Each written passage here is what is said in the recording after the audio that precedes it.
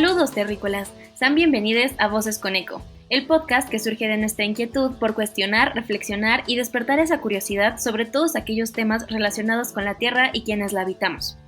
En este último episodio de la segunda temporada, continuamos hablando del tema de ambientalismo interseccional. Sí, Vian, y como dices, para concluir y cerrar con broche de oro, hoy les acompañamos Vianey Durán, Jimena Bailón y traemos una invitada muy especial. Ella es experta en estos temas de la interseccionalidad y se llama Elsa Sánchez Corral Fernández. Ella es licenciada en Psicología por la Universidad Iberoamericana, maestra en Psicología Clínica por la UNAM, tiene un doctorado en Humanidades por la Universidad Latinoamericana y pues también ha llevado a cabo estudios en educación en derechos humanos, aprendizaje cooperativo, justicia social, migración y educación ambiental.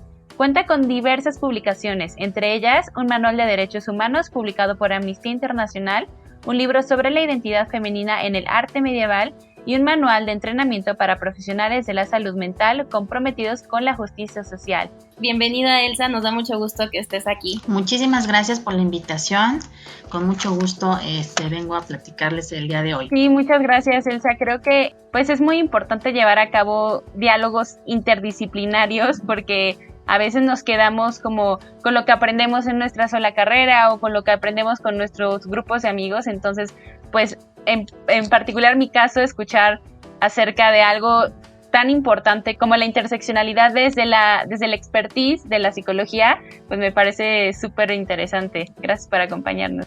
Y no sé, les late empezar ya con las preguntas para conocer más sobre este tema. Sí, tú lanza la próxima pregunta. Sí, es que quería comentarles que pues al principio de esta temporada ya más o menos yo di como una definición sobre qué es la interseccionalidad. Ya pues ya saben, como desde Kimberly Crenshaw, que acuñó este tema a finales del siglo XX, pero me gustaría escuchar qué nos tiene que contar Elsa acerca de qué es lo que ella, con sus palabras, entiende que es la interseccionalidad a la hora de ver los problemas sociales, a la hora de relacionarnos con otros y ver el mundo. Para poder hablar de interseccionalidad, creo que primero tenemos que entender el concepto de categoría social. También pueden ser llamadas identidades sociales o marcadores sociales, ¿no? Las categorías sociales son todas estas características que tenemos y que nos hacen ser quien somos. Son un conjunto de características. Estas, como tú bien dijiste, fueron revisadas por esta académica de derecho, esta señora Crenshaw, ¿no? En los 80s. Ella trabajó específicamente con mujeres negras y se daba cuenta cómo pues las mujeres negras tenían una serie de características alrededor, no solamente eran mujeres, no solamente eran negras, y que estas características no actuaban independientes la una de la otra, sino que en conjunto hacían que la persona tuviera una proyección, ¿no? En la vida y en la sociedad, pues de diferente manera. Entonces, ella acuña este término de interseccionalidad como para revisar y como para ser la portavoz de decir, aquí nos falta entender, ¿no?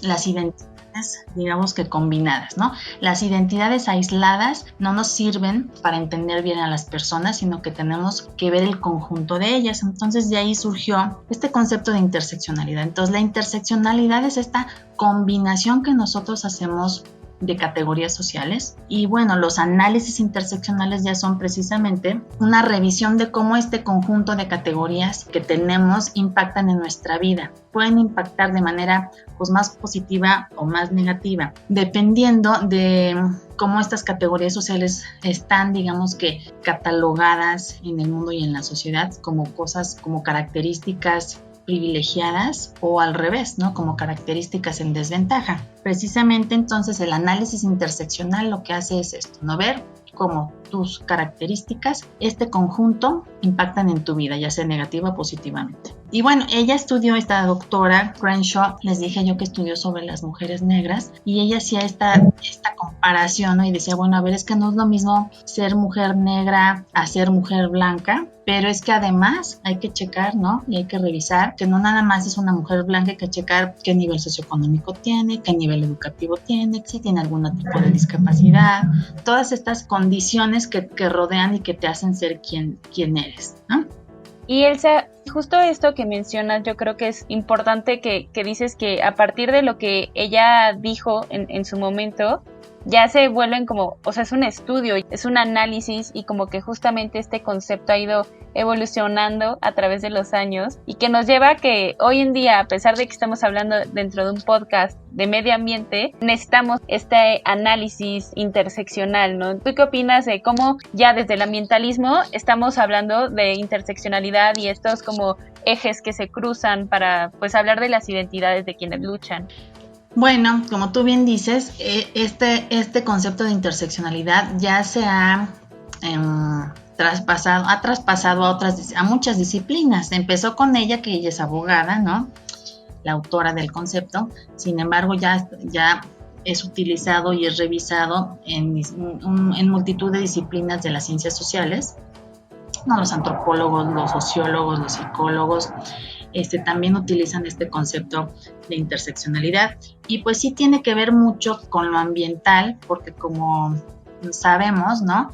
La crisis que estamos viviendo no es ambiental per se, sino que es socioambiental, ¿no? Estamos viviendo una crisis social y ambiental, ¿no? Y que se conjugan, ¿no? Entonces, este binomio, esta interacción naturaleza-sociedad, es un binomio que estamos valorándolo poco, ¿no? O entendiéndolo poco, porque sí son dos sistemas que están completamente interrelacionados. Y entonces me gustaría nada más como acabar de aterrizar para ver si comprendí muy bien todo esto que nos estás diciendo, a lo que nos referimos un poco con categorías y como esta parte de identidades de la interseccionalidad.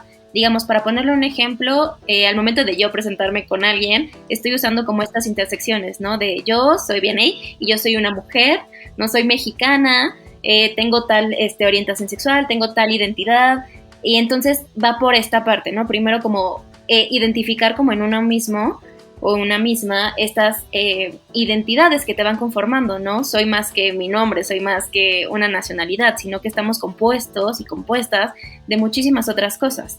Y por eso también de esto influye, entiendo, la parte ambiental, ¿no? No es lo mismo que si yo vivo en el sur o en el norte o justo en el medio, ¿no? Igual las crisis climáticas y los eventos que hay, si hay nieve, si vives en el sur y es un clima más tropical, también eso va afectando la forma en cómo nos vamos desarrollando. Y justo con lo que dice Bian, hasta como, bueno, ya en el lenguaje del cambio climático se habla de la resiliencia, o sea, como que las capacidades o como los ingresos que tú tienes para ser resiliente a los desastres que pueden venir. Entonces, pues, como complementando lo que dices, Bian, creo que también es importante que si llega un huracán o si llega un temblor, no va a ser lo mismo como pueda yo salir de eso y como continuar mi vida, o el caso de personas que después de eso ya es como una trampa en la pobreza y entonces llega, o sea, ya quien daba los ingresos para la casa ya no vive, entonces los hijos ya no pueden ir a la escuela y entonces como que es una cadena de situaciones que es importante analizar a la hora de hablar de la interseccionalidad, ¿no? Pues sí, lo que yo estoy pensando ahorita es que hay que enfatizar un poco que estas categorías sociales están siendo jerarquizadas, ¿no? O sea, las diferencias humanas están siendo jerarquizadas y ese es el problema que tenemos porque estamos dándole mayor valor a ciertas categorías que a otras. Por ejemplo, en la categoría social de origen étnico, le damos más valor a nivel planetario a las pieles blancas sobre las pieles morenas y entonces eso sí tiene un impacto negativo a la hora de, por ejemplo, lo que están hablando de la crisis climática y las condiciones que tenemos de crisis ambiental, porque precisamente las personas, por ejemplo, que tienen pieles más morenas, suelen ser personas en el estrato socioeconómico más bajo, ¿no? Y suelen ser las personas que reciben más directamente los estragos, por ejemplo, de las crisis climáticas. Entonces, cuando hay inundaciones, cuando hay sequías, es precisamente en los lugares pues, donde viven las gentes con mayor pobreza y que entonces son las que tienen menos recursos como para enfrentar una sequía, enfrentar una inundación o enfrentar lo que dijiste tú, un terremoto. Entonces, pues hay personas que tienen las herramientas, digamos, como para capotear mejor el problema y hay personas que no. Y sí tiene que ver con la categoría social. Sí, por supuesto. Y bueno, me gustaría igual hacerte una pregunta que nos hicieron llegar a través de nuestras redes sociales y nos preguntaban si el ambientalismo interseccional aplica para todos los países. Y a mí me gustaría igual agregar, además de esta pregunta, ver si nos podrías dar como algún ejemplo de cómo podemos ver estos casos que mencionas, pero a lo mejor en una situación específica de México. Bueno, ahorita se me ocurrió un ejemplo que les voy a poner primero, que no es de México. Se me ocurrió estas islas de Indonesia. No sé si conozcan a Yakarta, que es la capital. Y ese es un ejemplo muy claro en cómo de los barrios más pobres, barrios que tienen de menor nivel socioeconómico, que están más bajos y que están cerca del mar, se están inundando, ¿no? Hay una serie de problemáticas sobre inundaciones. Las islas ya están ya pronosticadas de que algunas se van a perder en el océano, ¿no? Y resulta ser que las personas más afectadas son las personas más pobres, porque los barrios ricos son los que están construidos como más arriba y son los que están más protegidos. E inclusive el hecho de que estén arriba estos barrios y que generen y que desagüen, ¿no? Que echen residuos hidráulicos hacia abajo hace que empeore la situación de los barrios pobres. Entonces ese es un ejemplo a nivel internacional. A nivel México, pues tenemos muchos ejemplos que tienen que ver con los barrios y los cinturones de miseria que están junto a vertederos tóxicos, junto a barrancas, en donde las personas están con mayor riesgo de ser víctimas de una catástrofe natural, pero que tiene que ver exactamente con su interseccionalidad en términos de economía. Este comentario que mencionó Elsa de Indonesia, como que lo conecté con el caso de los migrantes ambientales, y es algo que está cada vez poniéndose más en la mesa, y algo que yo he visto del caso de Indonesia y de Bangladesh, es que muchos son, bueno, y que aplica para todas partes del mundo, que son personas que se dedicaban a la agricultura, son personas que vivían en zonas rurales, que justamente por ya no tener los medios de vida, o sea, ya no pueden generar ingresos a partir de lo que cosechan, tienen que irse a las zonas urbanas y justo también se quedan en estos cinturones de la pobreza, en donde sus condiciones para la salud, acceso al agua potable, alimento, el aire limpio, todo esto empeora al mudarse a las ciudades, y como que justo nos lleva a pensar de cuáles son las caras de que hoy en el 2021 se están enfrentando a la crisis climática. Y como estaba viendo en un video de YouTube que les compartimos, de hecho, en las redes de Cambio Colectivo, si lo quieren revisar, es que si tú todavía no te enfrentas a una situación de peligro a causa del cambio climático, es porque estás en un privilegio. O sea, tú lo ves en el 2030, en realidad tú estás siendo una persona privilegiada, y entonces como que darnos cuenta de eso. Creo que con estos ejemplos que nos da Elsa, no solo de México, sino también de otros países, podemos ver que justo el ambientalismo interseccional sí aplica para todos los países.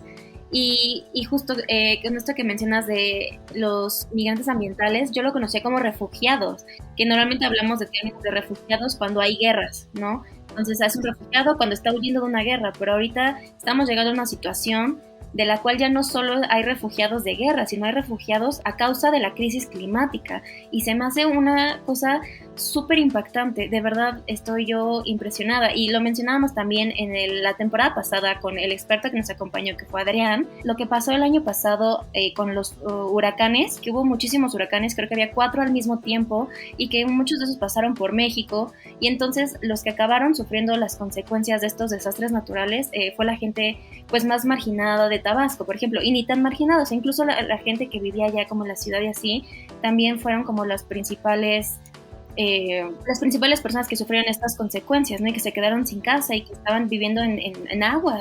Fíjense que este tema que sacan de la migración es muy importante, porque sí está vinculado directamente. El concepto de refugiado climático, aunque se está utilizando, de hecho no existe. O sea, para obtener refugio no hay un criterio que sea por condiciones climáticas de desastre climático, ¿no? Ni en la Convención del 51, ni en la Convención de Cartagena se incluye este criterio, ¿no? Sin embargo, sí estamos viendo que hay muchísimo desplazamiento, tanto interno como externo, que tiene que ver por causas climáticas. Cada vez más personas tienen que emigrar y dejar sus países por esto, porque ya no llueve, o porque está inundado, o por una serie de razones ya no pueden cultivar. Tenemos, por ejemplo, en el área de Centroamérica, tenemos personas que cultivan el café, tienen que emigrar porque ya no dan la tierra, ya no pueden sembrar, ¿no? Entonces sí es una razón que está vinculada completamente a este cambio climático. Y entonces vean cómo el cambio climático, que es una crisis ambiental, está generando una crisis social,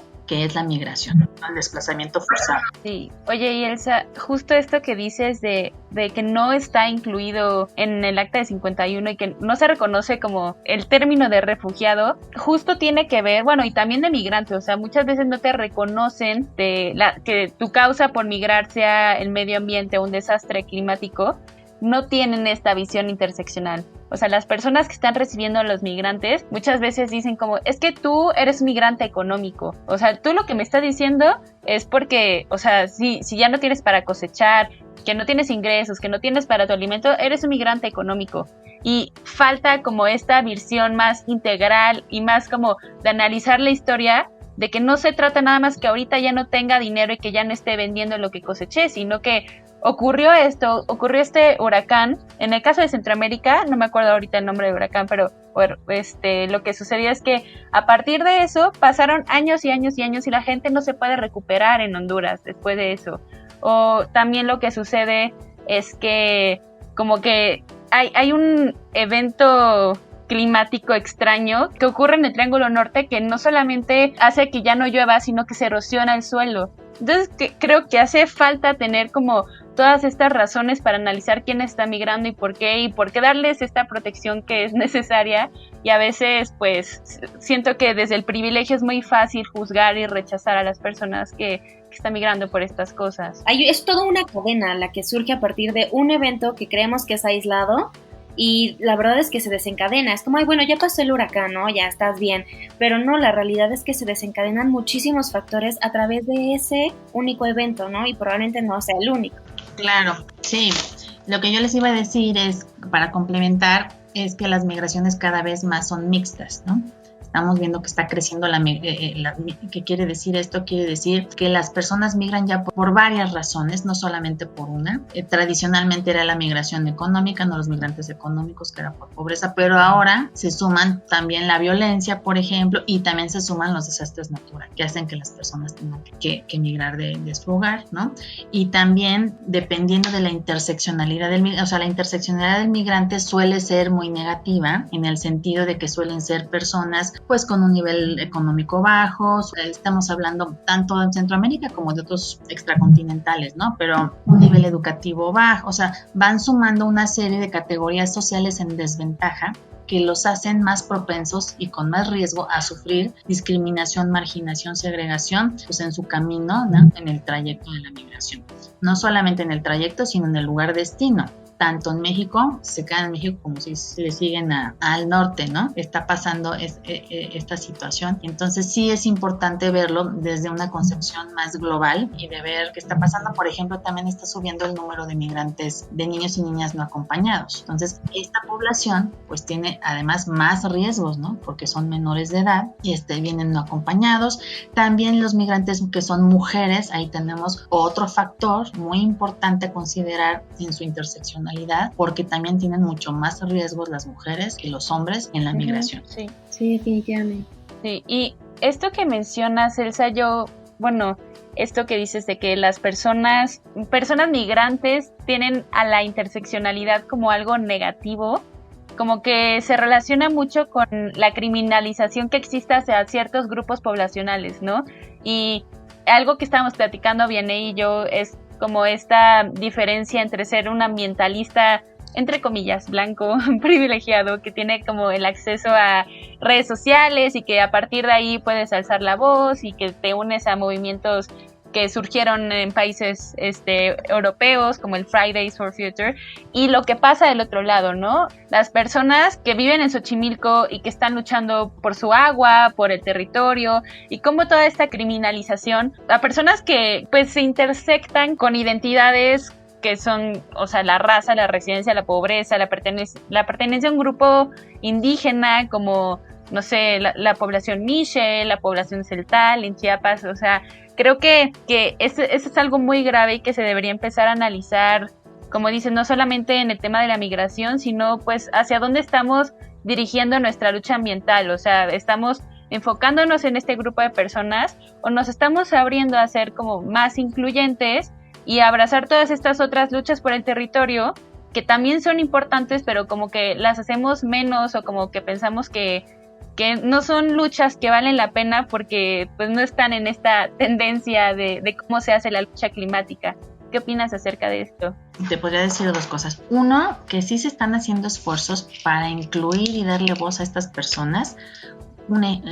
Por ejemplo, concretamente, ya hay un observatorio de conflictos socioambientales recientemente creado, lo acaban de presentar, ¿no? Y que es muy interesante. De la Ibero, ¿verdad? Sí, de la Ibero, en donde sí le van a dar voz, ¿no? Y le van a dar visibilidad a un chorro de esfuerzos de personas que trabajan por el medio ambiente a lo largo y ancho del país, ¿no? Entonces esa es una cosa positiva, muy positiva. Y yo te diría también que digamos que en estas personas que defienden y que son ambientalistas, que están del lado de los privilegios, como dices tú, ¿no? Del lado de las categorías sociales dominantes, precisamente ellos son los que se tienen que colgar la batuta de ser aliados de la justicia social, ¿no? En el sentido de que ellos, con sus categorías sociales en privilegio y en ventaja, tienen más recursos y más herramientas para ayudar, ¿no? Para abogar, para defender y para acompañar a colegas que están del otro lado, ¿no?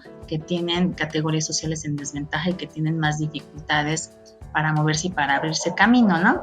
Yo en algún momento he explicado cuál es la diferencia entre ser un aliado y ser un activista.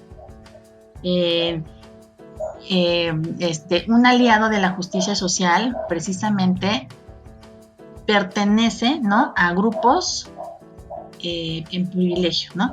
A grupos dominantes pero pone todas estas categorías sociales dominantes y en ventaja que tiene al servicio de los demás. Ese es un aliado. El activista surge del grupo que está oprimido, ¿no? Del grupo que está en desventaja. Entonces, por eso es tan importante. Yo en la Ibero, sobre todo, mi interés y mi objetivo en mis clases es formar aliados en la justicia social, ¿no? Que son personas que tienen una serie de categorías sociales en ventaja, que pueden sensibilizarse, concientizarse y ponerlos al servicio, todas estas herramientas y privilegios y recursos que tienen al servicio de algún grupo en particular que les haya llamado más la atención, ¿no? Que de algún grupo en condición de vulnerabilidad. Entonces ahí tenemos en el mundo de los ambientalistas los dos polos, como tú decías. Tenemos gente que son europeos, que tienen una serie de recursos económicos, recursos tecnológicos, recursos intelectuales mucho más elevados que otros ambientalistas de otras zonas que están al revés, ¿no? Con condiciones muy difíciles. Sí, creo que necesitamos primero escuchar las distintas voces, como dices, y aprender de esas luchas, y a partir de ahí, pues sí, como estructurar plataformas o articular acciones que amplifiquen esas voces, ¿no? Porque a veces como que nos quedamos un poco mal en el discurso de darles voz, o sea, pues no, estas personas tienen voz, solamente que las ignoramos o como que nos concentramos en nuestras propias necesidades y no escuchamos las otras. Bien, ¿y tú qué opinas de esto? Sí, pues justo aquí es donde me surge una duda, ¿cómo saber si existe como cierto límite, ¿no? Porque en esta interseccionalidad, bueno, para cada quien es distinta. Por más que pertenezcamos a una misma escuela o a un mismo grupo, aún así tenemos diferentes características o identidades. Entonces me queda como con la duda de si existe como algún límite, es decir, cómo podemos lograr algo que pueda incluir a todos y al mismo tiempo incluir estas particularidades de cada intersección. ¿Se puede, no se puede? ¿O existe un punto medio? No sé si me explico. O sea, yo pienso que no hay límite. O sea, a mayor diversidad, mayor riqueza. Y eso está además comprobado en múltiples estudios y análisis y trabajos de investigación. Por poner un ejemplo, John Berry, que es un gran psicólogo social y transcultural que ha hecho muchísima investigación y es muy connotado a nivel internacional. Él lo que nos dice es eso: a mayor diversidad, mayor riqueza, y también a mayor cercanía y convivencia, mayor tolerancia a lo diferente. Entonces, mientras hagamos que nuestras sociedades sean multiculturales y damos la bienvenida a diversas culturas diferentes, diversas personas con orígenes étnicos diferentes, con educación diferente, con religiones diferentes. A medida que vayamos abriendo las puertas y conviviendo más de cerca con estas personas diferentes a nosotros, es como nosotros vamos a ir, digamos que cambiando nuestro chip y haciéndonos más tolerantes y más inclusivos y aprendiendo a valorar las diferencias. Entonces, eso es muy importante porque la tendencia que ha habido en el mundo de la modernidad, en el mundo del capitalismo y demás, ha sido hacia que seamos todos homogéneos, creando un modelo. Esto es lo que se llama el imperialismo cultural, ¿no? El modelo perfecto que es el bueno y que hay que copiar, que es el modelo occidental. Entonces, todo lo que no sea occidental es chafa, es de segunda categoría, ¿no? Y entonces tiene la obligación de parecerse a este modelo, a esta cultura perfecta, para poder ser medianamente aceptado, cosa que nunca es aceptado porque siempre son, pues, ciudadanos de segunda categoría, ¿no? Entonces, este tipo de procesos son muy difíciles de combatir. Aquí tenemos también, por ejemplo, todos estos procesos hegemónicos. En la hegemonía hay como un consentimiento parcial de esta población que está siendo sometida, controlada, ¿no? Entonces, es muy difícil de cambiar, ¿no? Aquí también entran otros mecanismos muy interesantes como el de la dominación internalizada, el de la opresión internalizada, que no sé si ustedes ya los hayan platicado en alguna otra. No, hasta ahorita no. Bueno, pues miren, esos son muy interesantes, y porque existen estos procesos es porque tenemos todavía en el mundo estas condiciones hegemónicas donde una cultura es la que controla y la que decide los cánones y las pautas y los criterios de todo en la vida, ¿no? Sobre lo bonito y lo feo, sobre lo perfecto y lo no perfecto, sobre la salud y la enfermedad, sobre lo que es bueno y lo que es malo, ¿no? Es esta cultura occidental la que está permeando y la que está decidiendo, está obligando a las demás culturas a que adopten sus criterios, ¿no?, ideológicos. Entonces, la dominación internalizada es precisamente aquellas personas o culturas, ¿no?, que pertenecen o que tienen categorías sociales dominantes y que por lo tanto se sienten superiores a los demás, y como consecuencia ellos sienten que tienen el derecho de controlar a los demás que no son como ellos, ¿no?, porque en el entendido de que jerárquicamente son menos valiosos los otros. Eso es la dominación internalizada. En México hay muchísimos ejemplos de dominación internalizada. Ustedes pueden pensarlo hasta en cosas tan triviales como el trato a un mesero, como ellos son los clientes y pertenecen a un sector socioeconómico más alto, por ejemplo, o son blanquitos y el mesero es moreno, se sienten como con el derecho de poder tratarlo mal, ¿no?, o de poder controlarlo. Entonces, esto es un ejemplo chiquito de dominación internalizada, que va unido al otro proceso que les digo, que es de opresión internalizada. O sea, van unidos y concatenados. La opresión internalizada, ¿quiénes la sufren? Las personas de categorías sociales en desventaja, que ya se creyeron el discurso ¿no?, de lo que se cree de ellos. Ya se creyeron que son más feos, que son inferiores, que no valen tanto, que no son blanquitos, entonces no son tan bonitos. Entonces ya se creyeron que son inferiores a las otras grupos culturales con otro nivel educativo, económico y étnico, ¿no? Y otro tono de piel. Entonces ya se creyeron esto y actúan en consonancia, ¿no? Entonces hay una serie de conductas y de comportamientos que están indicando como complejo de inferioridad, porque ya creyeron el discurso dominante de que no son tan buenos o tan lindos o tan inteligentes como los otros, ¿no? Entonces esto es un círculo vicioso, ¿no? Es un amalgamado muy tóxico, porque entonces tenemos gente con dominación internalizada y gente con opresión internalizada, pero también tenemos culturas y pueblos y países que tienen este mecanismo, y lo vemos como país también, ¿no? Muchas cosas, por ejemplo, Estados Unidos, ¿no?, se siente con dominación internalizada y se siente que es mejor, más perfecto y todo que, por ejemplo, México, ¿no? Y tan es así que, por ejemplo, pues nosotros estamos obedeciendo a las políticas migratorias que nos piden los del norte, ¿sí? O sea, desde mi punto de vista, las políticas migratorias que tenemos obedecen a las consignas que nos ponen nuestros vecinos del norte. Sí. Sí, y como dices, o sea, ¿por qué tendríamos que esperar a que llegue Joe Biden y que gane las elecciones para que México, o sea, vinculándolo al tema de medio ambiente, empiece a tomar acciones y tenga una agenda mucho más sustentable y basadas en energías renovables, ¿no? O sea, muchas veces decían como, ay, sí, ya va a llegar Joe Biden y va a poner a AMLO a trabajar en temas de reducir sus emisiones de carbono, ¿no?